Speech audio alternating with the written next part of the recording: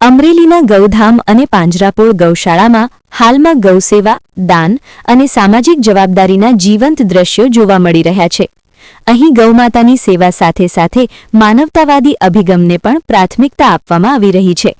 કિસાન ટ્રેડર્સના કાળુભાઈ રૈયાણી, મનીષભાઈ અને ઘનશ્યામભાઈ દ્વારા અંદાજે 40 મણ જેટલા રીંગણાનું દાન આપવામાં આવ્યું હતું, જ્યારે બળદોને કતલછાનેથી બચાવી ગૌધામમાં લાવી તેમની સંભાળ સાથે પૌષ્ટિક આહાર તરીકે ગોળ અને મકાઈની કડબ આપવામાં આવી રહી છે। ગોપી મંડળની બહેનો પણ આ સેવા કાર્યમાં જોડાઈ ગૌમાતાને પોતાના હાથે ગોળ ખવડાવી રહ્યા છે। શિક્ષણ અને બાળકલ્યાણ ક્ષેત્રે પણ ગૌધામ અનોખું કાર્ય કરી રહ્યું છે। સેજુ ભારતી આંગણવાડીમાં પ્રથમ પ્રવેશ લેતા માધવ નામના બાળકના પરિવારે ₹100નું દાન આપી અનોખી રીતે ઉજવણી કરી હતી। મુંબઈ સ્થિત ડોડિયા પરિવાર દ્વારા ગૌસેવામાં સહયોગ આપવામાં આવ્યો છે।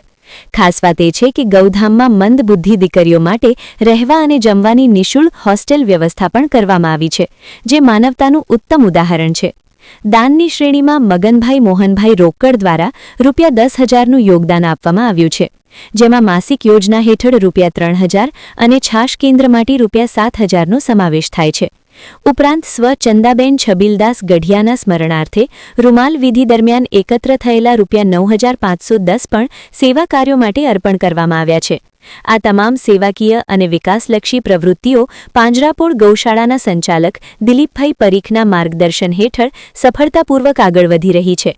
તેમના નેતૃત્વમાં ગૌમાતાની સેવા સાથે સાથે સમાજ કલ્યાણના અનેક કાર્યોને પણ નવી દિશા મળી રહી છે। રિપોર્ટર મૌલિક દોશી, અમરેલી।